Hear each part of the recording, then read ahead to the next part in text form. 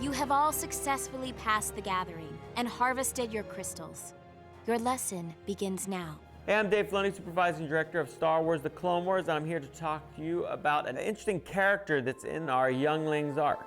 May I introduce you to architect and lightsaber designer Huyang. To teach the kids how to build their lightsaber, we wanted something really special. I swear they get younger every expedition. Christian Taylor, the writer, came up with the idea of having a droid. My first instinct was, whoa, I don't know about that. A droid teaching Jedi. You expect us to learn from a droid? Who said that? The more I thought about it, the more I realized that it was a really great idea that Christian had, that, you know, this droid, when I thought about it, could have lived on that ship, you know, 1,000 years. Inside my memory banks, I contain a record of every lightsaber ever made and the Jedi who fashioned them. I also liked the idea that he could reach into all these different compartments and pull things out. So it seemed like he had a whole bunch of items at his fingertips. Ah, I wondered where I'd put that. My grandfather had a garage in a basement that was filled with old tools and pieces of equipment and all kinds of things. It's just kind of an interesting sense of history in places like that. Let us begin. There is much more work to be done.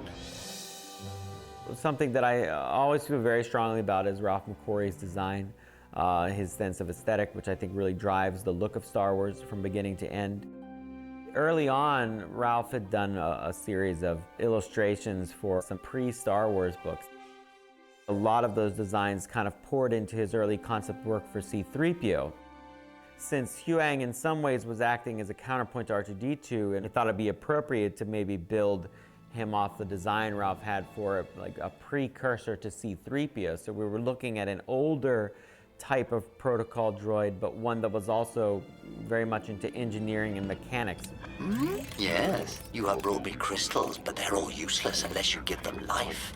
Killian oversees all design, and I said, you have to do the design, Killian, because you know, I knew that he would really understand Ralph's aesthetic to really bring it to screen and the way it needed to be depicted. Do you know how to awaken the Force within the crystal?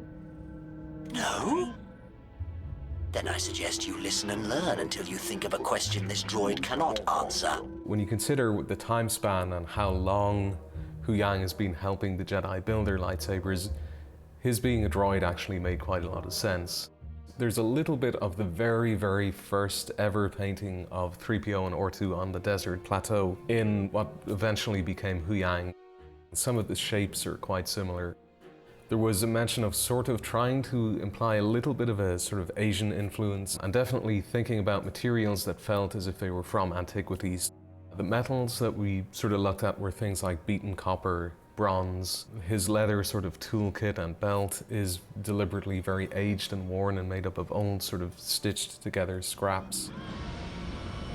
Because Huyang is so closely associated with the ship that he is in, there was a sort of visual continuity so that you could sort of feel that these two things were built to go together.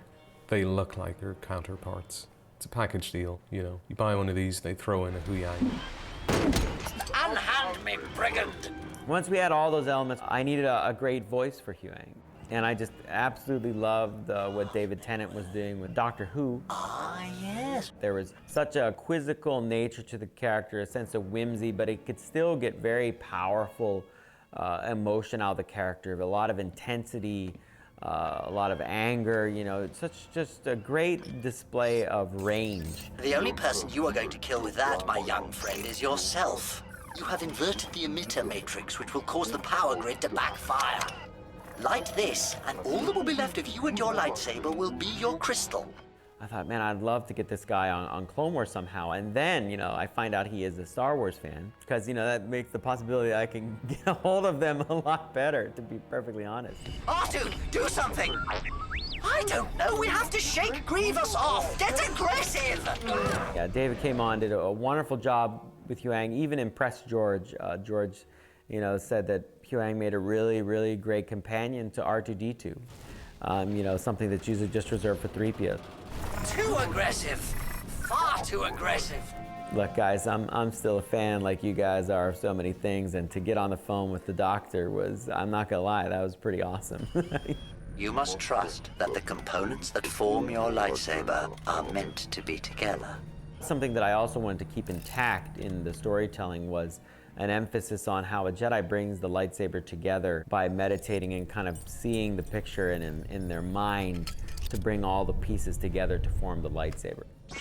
We were making that, just so you know, before the celebration where we saw the clip of Luke Skywalker working on his lightsaber with a little screwdriver. But you know, I like the mystical way as well. So maybe Luke had already done that. He was just refining it at that point in the cave.